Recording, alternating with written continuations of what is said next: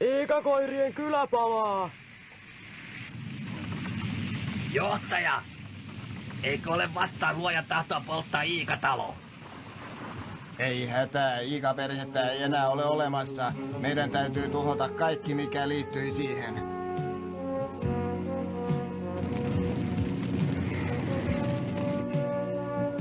Punasilmä!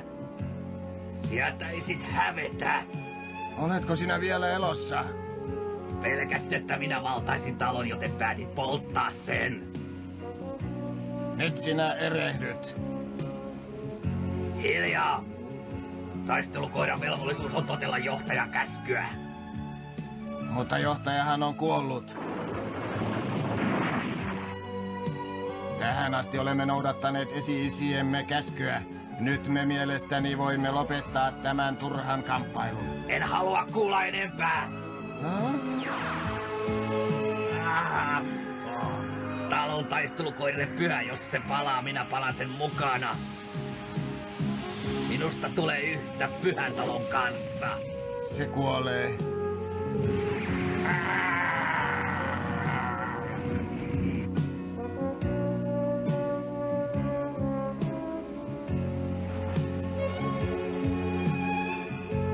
Seis! Ette saa!